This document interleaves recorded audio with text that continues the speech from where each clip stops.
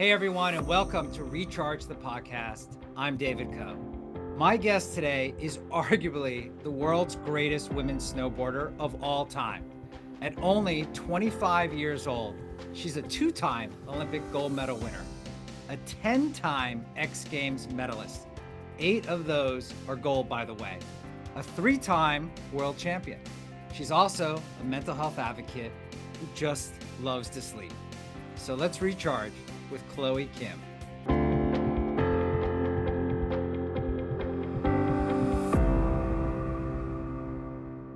All right, Chloe, thank you so much for being here with us today on Recharge, the podcast. Of course. Thanks for having me. Well, listen, before we dive in, I'd like to do this thing where I ask everybody how's their battery. And the reason I ask that question is I wrote a whole book about this. It was called Recharge, and it's about thinking about your mental health as like a phone battery. And so I wanted to ask you today, how's your battery? My battery is good. I think I'm home, which is I always call like my house my charging pad. So I'm always home. So every time I step out, I'm typically 100% charged. I love that. I love that charging pad. And by the way, you gave us a little tour right before we started of those plants you have behind us. Just like give us a little insight into that plant room you have there. That's your Zen room. Yes, I'm in my Zen room right now. I have all of my little plants. I mean, this one's huge. Oh wait, let me like this is like my really big Monstera plant. I love her to death. I actually got it this size, and everyone asked me, "Where did you get this plant?" And I'm like, "I just found it, and Uh, it's." so good. That's so good. Well, listen, as we get into this, I wanted to ask you a question and that's around balance. Mhm. And so you're always in demand. There's like so many things that are going on with you in your life, whether it's training and whether it's just being in your room there, whether it's just life in general. How do you find time to balance between Chloe the snowboarder and Chloe the person? Really great question. Thanks for asking. I think that it's something that took a lot of time, and it's something that continues to evolve as I get older and wiser. But when I first started snowboarding, I went a lot. It was pretty much all year round. I would chase the snow nonstop. And I think that that works for some people, but for me, I kind of learned over the years that it's too much and that I really do value being home, being with my family, spending time with my friends. I love, I'm really into fitness right now because I need it as my body gets Mm, older too, and I'm taking these big falls. I just learned that for me to be the best snowboarder I can be, I also need to prioritize my health and my recovery in the off season. And so right now, I've been doing that for about a few years now. So I'll really only snowboard for, you know, 3 to 4 months out of the oh, year. wow. Uh-huh. And then the rest of the time, I really spend just, coming back to zero. And I think that you know, obviously I've been doing this for so long, so a lot of it is I just trust myself so much and I trust my abilities and I am so proud of my work ethic. I know that when I'm out there and I'm training and I'm on snow, I know what I need to get done and I'll do everything in my power to accomplish everything that I am hoping to. And that allows me to fully just take a step back and unwind when it's not go time anymore. It's not go time, right? There's so many options to train, and I think that growing up, and I just had this need to be on snow as much as possible, because like that's what I defined as productive training was Mm, putting in all the hours. But I'm an athlete, like we're athletes. Snowboarding is a very physically demanding sport, so it doesn't make sense to put so much into just the snowboarding and not take care of your body and like be mindful of the little micro injuries that you may have that you don't know. And a big part of me wants to do a full body scan after a season wow. just to see where I'm at. Mhm. So like I can see if this is all real or not. But for me, and my understanding is there's no way I'm falling that many times, falling as brutally as I do fall, and I'm unscathed. Like, yeah, I'm sore, but I'm sure there are other things like little ligament injuries or like little fractures that I don't know about and I carry on with. So I think. long story short, this method that I'm doing now, where I'm not spending that much time on snow, I can be more confident knowing that I'm like 100% recovered and healthy and ready to go the minute winter comes around. Wow. And we're going to talk, I want to definitely talk to you more about all of your training and the things that you do both physically and mentally. But I Mhm. had a question. Some people may be surprised to hear, and when I was reading up on everything, that at times you've also had this kind of love-hate relationship with snowboarding throughout your career. Can you just talk to us about why that is and where are you right now in that relationship of yours? Yeah, I think anytime you dedicate your whole life to something, um, it's always gonna come with its own sets of obstacles and very exhausting moments, blood, Absolutely. sweat, and tears, literally. And I think in a lot of ways, I sacrificed so much of my own life to pursue this. And I think as I got older and I was chasing the snow, like we just went over, and I was doing all of that, I felt a very deep sense of just like unhappiness Mm, and felt like I wasn't fulfilled in doing what I was doing because there was no time or no space for me as a person, for me outside of the sport, for me mm, to develop and have different experiences. Like snowboarding's all I knew. right. And I think once you kind of come to that sense of awareness, it's really hard to go back and feel happy because now it's every time I'm packing for a trip, I'm drained. Every Mm, time I'm away from home, it's really hard and exhausting and sad. I miss my friends, I miss my family, I miss my dog. Like there's just so much yearning there. And yeah. I think it took me a really long time, and I knew it got bad when I won the Olympics and I just didn't care, Wow. which was in Beijing, the most recent one. I literally won and I was like, okay, I want to go home. Like, I'm so over this. And I thought that was going to be my last one because I was just so deeply unhappy. And that's when I realized that no matter how big the accomplishment is, if I don't feel satisfied in what I'm doing and I don't feel happy, then there's really no point. And I know it sounds silly because like winning the Olympics is such an honor in its own right, but for me it felt like it didn't feel like much because I was so unhappy with what I was doing. It was like, oh, thank God. It was like I was clocking in for my job and then I was clocked out and I was ready to go home. It's not silly at all. It's relatable because, the fact of the matter is whether you're doing your job or others are doing their jobs, you feel it. It's a grind at some point. Yeah. And, we need breaks. You took a break and time away from the sport for a while, whether it was going to school before COVID at Princeton or whether it was taking some breaks, for a season or two. What prompted some of those breaks? Well, I think I knew, by the time I was finishing up high school. Another fun fact, I actually did 2 years of high school in like a summer because the Wait, Olympics, what? yeah, because the Olympics fell, yeah, it was like February of 2018, which would have been in the middle of my senior year of high school. And I didn't want to like worry about finishing high school while, competing at the biggest competition ever.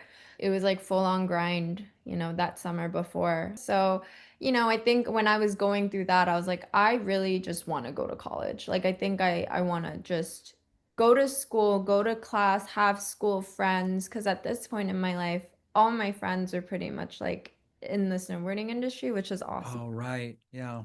Yeah, because I was homeschooled since I was, 12.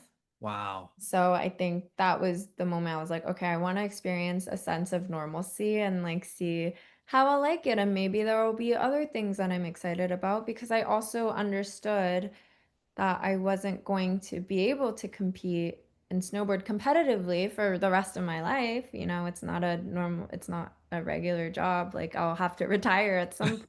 And I really wanted to allow myself to have different experiences to see if I could come up with different things that I was interested in. Hmm. That's great. And were you ever, as you were taking some of these breaks or taking some time off, did you ever consider not coming back? Oh my gosh, always. Always. Wow. Okay. I'm like, do I want to go back at this point? And again, this was kind of when I was at my lowest point, was Mm. especially when I was training for Beijing. I'm like, I don't feel good, you know? Mm. And also like COVID happened at this point. So after college, or not even after, I got to spend like a semester and a quarter at Princeton before we had to all go home because Oh of yeah. the pandemic. I just didn't feel good, you know. I wasn't able to like work out the way I wanted to. And then when I went on snow, like I was a lot heavier than I had been in the past. And so every fall felt so much more brutal. So it was really hard to bounce back from that. I had a really difficult time and I was like, I don't know if I can get through this. And when I was done in Beijing, I was like, all right, that's it. I'm done. Uh, I'm very high energy, so if I don't get to, exercise and move or do something, I literally start going insane and I become somebody that I can't even recognize. well, speaking of high energy, okay, so is that kind of you started snowboarding with your dad when you were 4 years old?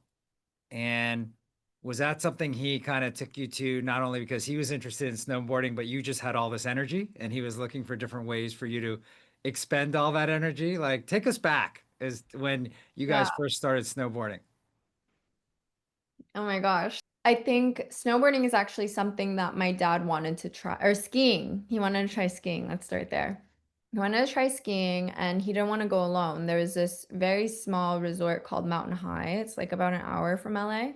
Okay. And that's kind of where I started. But my dad wanted to go with my mom. My mom didn't want to go. And so he brought me instead. And basically told my mom, like, you're such a bad mom for not going with your daughter to make sure she's safe. So, like, we all ended up going and they went skiing. They got lessons that day at Mountain High. And they put me in like a kids ski group lesson, which basically we skied for like maybe 10 minutes and then all sat inside and had hot chocolate for like 2 hours. It was like daycare.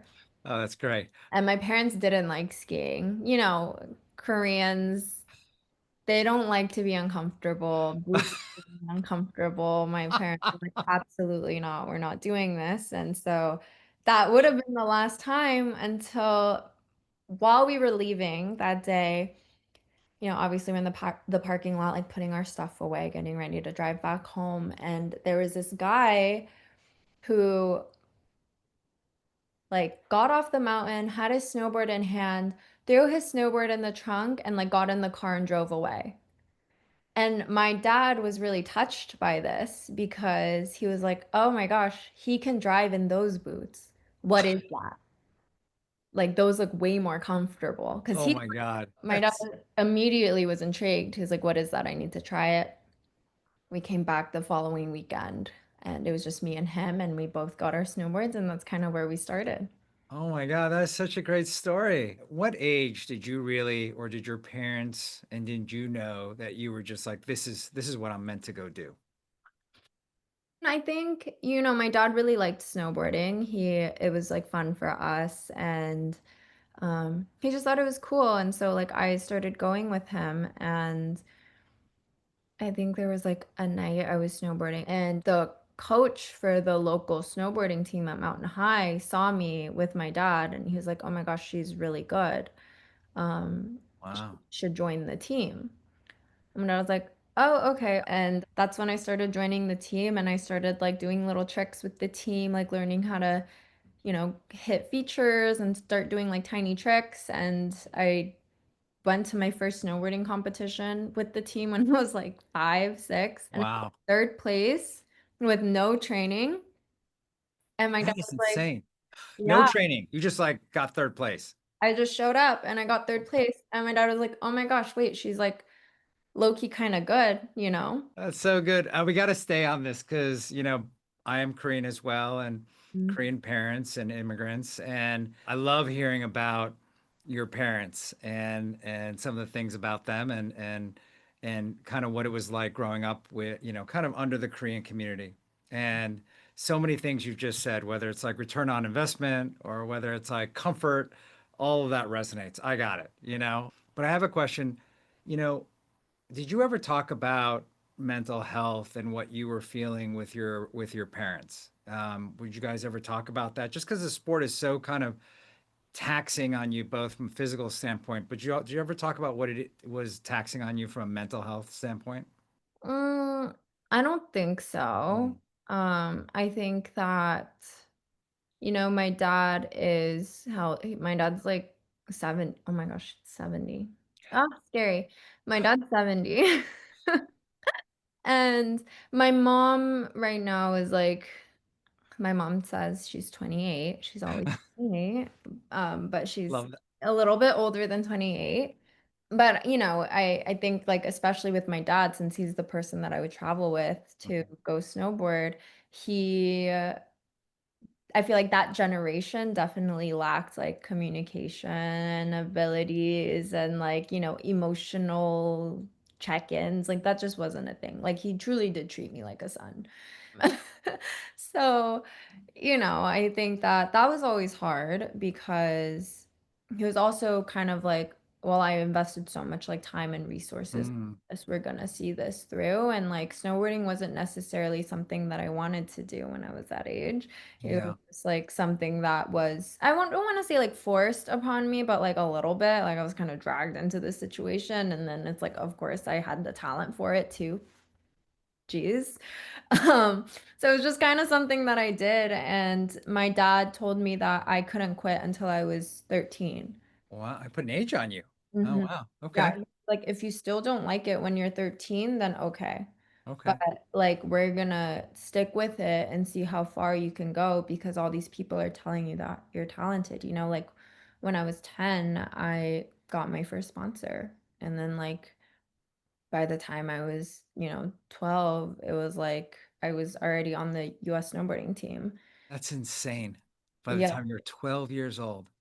Um, but I want to go back to something around mental health because, you know, snowboarding was obviously taxing for you for on your mental health. And when did you realize that it was becoming tough on your own mental health when you kind of were snowboarding?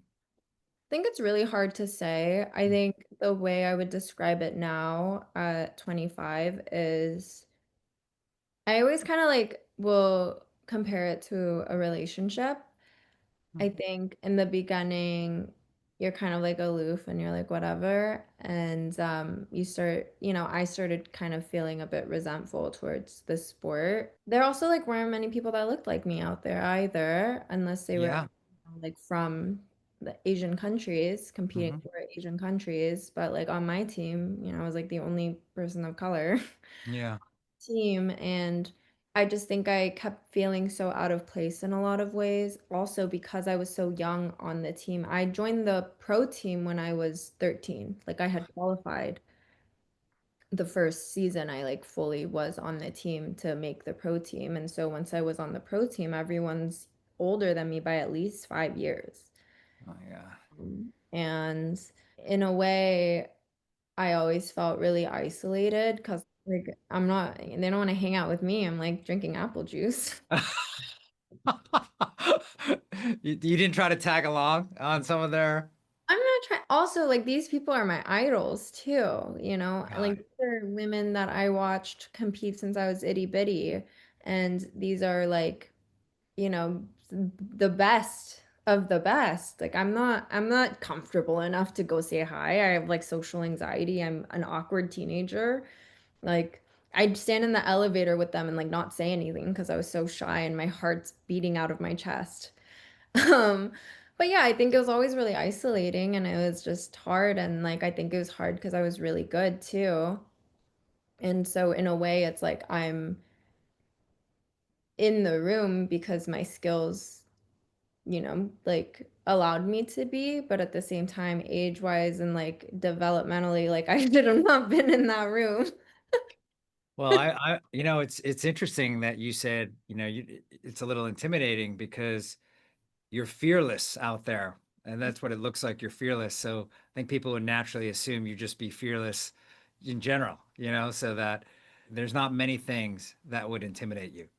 I am genuinely like the most unsuspecting athlete. Like the only thing that gives it away is my strong legs. Like that's the thing that gives it away. But I feel like if you sat in a room with me and had a conversation with me, you'd think that I'm just, like a girl that doesn't do a sport. I don't know how else to frame that, but I feel like I am shy. I think I have been a bit more confident these days to speak my mind, but Hmm. I think like again kind of growing up in the spotlight, like making history since I was a kid, um I kind of like had become trained to present in a certain way. So it was even like when I was doing interviews, I got a publicist when I was 14. So like Wow. telling me like what to say, which I was really grateful for because like obviously I have no idea. Like my family has no idea. No one's been in this position before. But I, was kind of like taught how to speak and like how to carry myself. And I feel like even through that I lost my sense of identity. Um, because deep down, like, yeah, I was a kid, Yeah. I didn't get to go to prom. Like I didn't get to like go to middle school, high school, and like I'm trying to connect with people watching TV and shows, but it's like I can't relate to any of those experiences because when prom was around the corner, I was doing my post-Olympic press in New York after the Olympics. So I Wow. feel like in a way I kind of became like weirdly detached from reality because like my life had kind of forced that on me. Um, so yeah, all in all, I am kind of weird. Like I feel like, yeah, it's really hard for me sometimes. Like there's always pros and cons to everything, I guess is what I'm So trying. true. So true. And look, today you are also not just an Olympian and obviously so accomplished in your sport, but you're also a co-founder. And Mhm. so, you're co-founder of Together XR. And I don't know, could you just tell us more about it? Yeah, Together was honestly, oh my gosh, I can't even like articulate this, but basically how Together came about in my involvement was Alex Morgan. Hmm. Immediately, if Alex Morgan texts you, you're like, yes, ma'am. And if you want Alex Morgan, you're iconic, I love you, and you're everything. But she came to me with this idea. She was like, hey, I really want to build like a platform for women and like support women and women's Yes. and bring more awareness to women's sport. And, I think that it'd be really cool to have you involved. And I'm like, again, Alex Morgan, yes, but also absolutely. I think that, it's time to start using our voices like as Yeah. women athletes and continuing to push our sports and like show how incredible we are because you're right, there is a lack of coverage for women's sports. And there are so many young girls out there like myself when I was growing up and there was no one that really looked like me doing what I do. It is really like sad and isolating too because you think to yourself, "Oh, well, because I don't see it, I don't think that I can be it." And I was kind of sick of that. I feel like this generation shouldn't have to deal with what I was dealing with 20 years ago. Yeah, absolutely. And we've seen some of the stats that are out there today, and there's even a stat on your own website today that talks about how women make up 44% of all sports participants, but they only get a fraction of that in sports media coverage. It's like 16% you put out there. Mhm. What effect do you think does that have on women in sports? I think that it affects, women in sports in so many different ways, whether it be financially, Yeah. the opportunities. Mm, For so long, I think I noticed that if you, as a woman in sport, like if you weren't attractive, no one cared. And that was kind of mm, frustrating, I think, and that was such like an unfair narrative because why is appearance always tied to women and their success, mm. you know? Like if you go look at a male athlete's comments, it's like nothing but like awesome, you're so cool, like wow. I'm sure there's like some negativity, but it's like Sure. okay. No one's really talking about their looks though. But when you It's true. go and look at women and there's so many names that come up, I don't want to like out Yeah. anyone. But, like I'll see my friends, I'll go through their comments 'cause I'm like, oh my gosh, you just did something incredible. And it's like, oh, like she's ugly. Mm. What?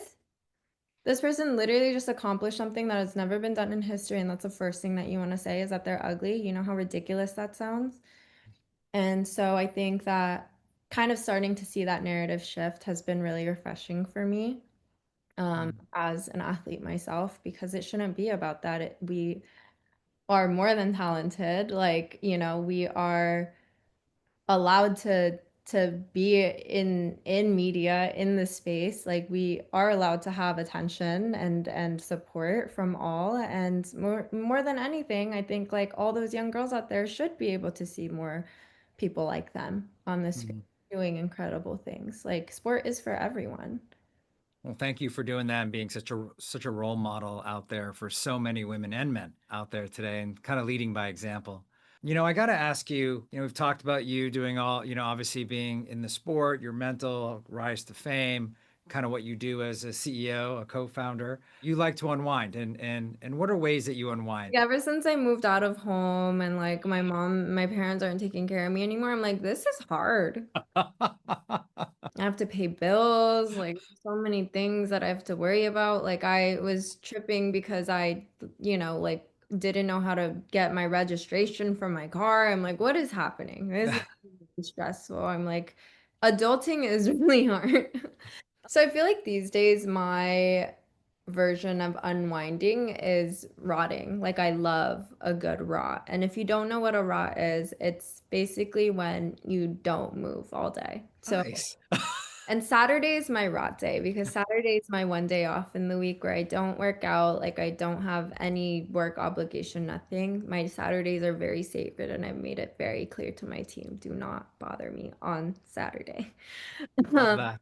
that's why I love Friday night, because I can sleep late. I can sleep in on Saturday.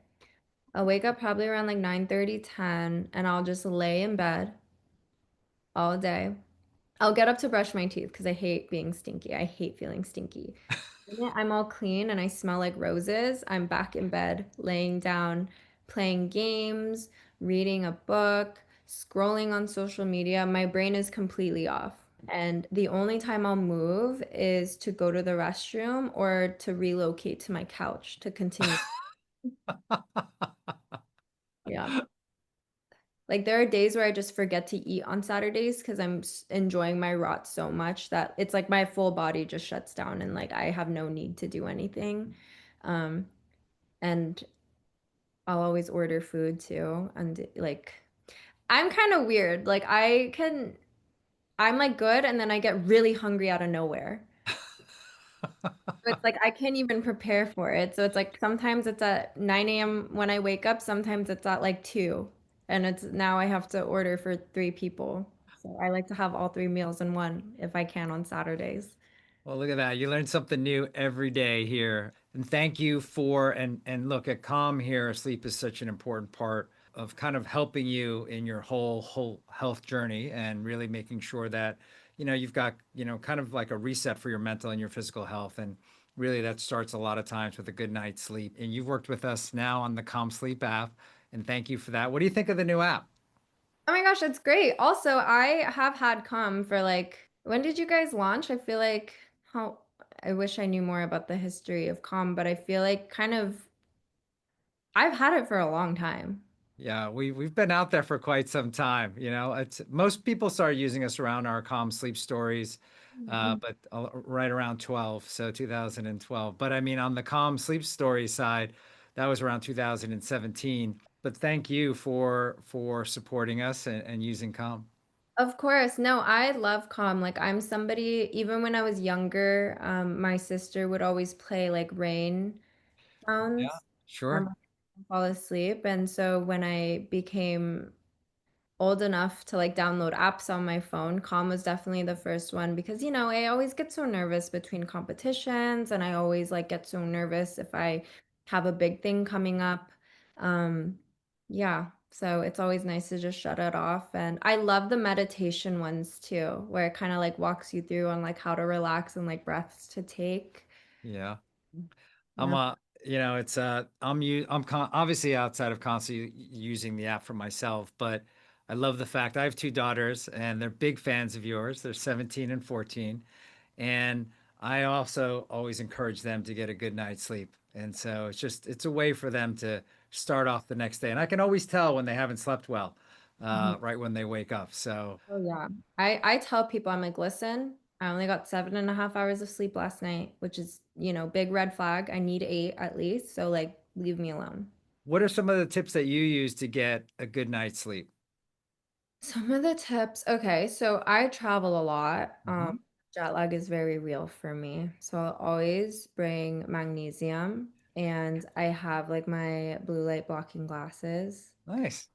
I'm an iPad kid. I love on screens. So it's that kind of lets me unwind and still do what I want to do. Um, and on nights where I am tossing and turning a bit, I will typically like turn the air, the AC on, needs to be cold and Mhm. not an ad, but like I would go to my com app and pick a story. Oh, I love that. And so I wanted to ask you, with the Olympics right around the corner again, And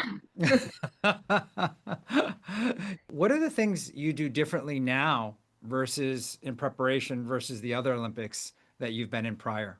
I don't know. It kind of just feels like a free for all every time. Just like, all right, it's happening. Get ready. This time's a little different. And actually, I'm a very superstitious person, which I think Mm, that, so like, I think most athletes are because, our minds are so busy all the time and we come up yeah. with the worst what ifs and like, it just turns you into a crazy person, objectively.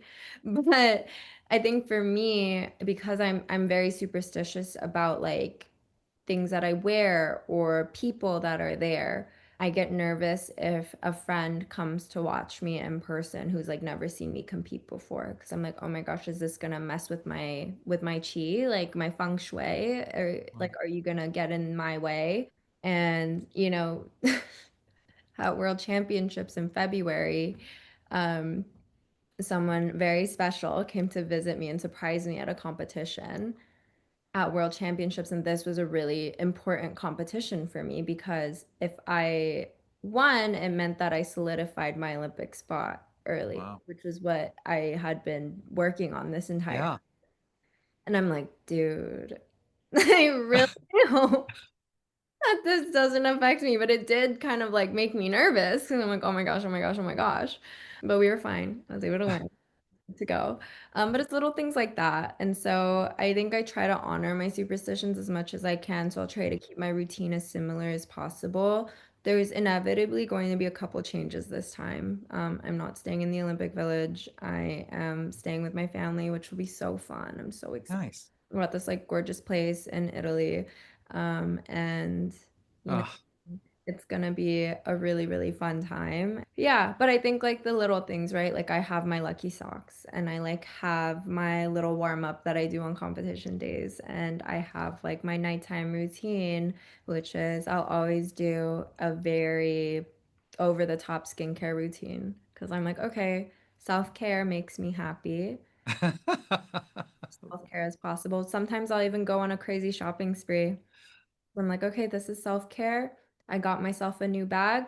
Good. Now let's go pay for it and earn it. oh, So I'll like do little things like that that make me feel good. I love that. That's awesome. Well, listen, this has been so awesome spending time with you. And, before we end, I always like to ask three last questions. So, what's something about you that just may surprise people that they don't know already? Mm, one thing about me that might surprise people. Um, I can't parallel park. That's so good. So, Ballet. Just that. ballet. Yes, ballet. yes, I'm with you. You inspire so many people. Mhm. Who inspires you? Who inspires me? This is gonna be such like a cliche response, but it's so true and dear to my heart. So I'm gonna say my mother. My Mm, mom, she is truly like such an incredible woman, and I'm so lucky to have her as my mom. She's my best friend, my partner in crime. I know we're like going a little over time, but I hope you don't mind me sharing this little bit about my mom. no, Go hit it.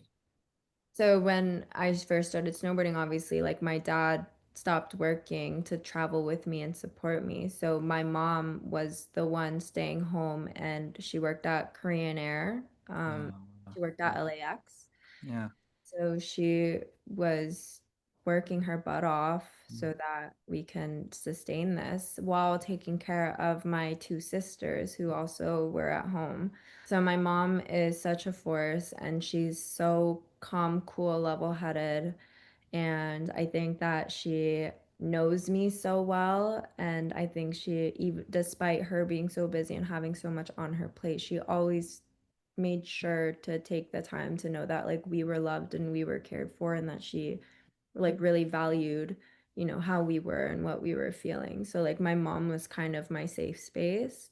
Mm. And when my dad and I would go on, trips to Mammoth for like a long weekend or something, my mom always made us food for Oh, the weekend. So I always got to have like my mom's food when I was on the road.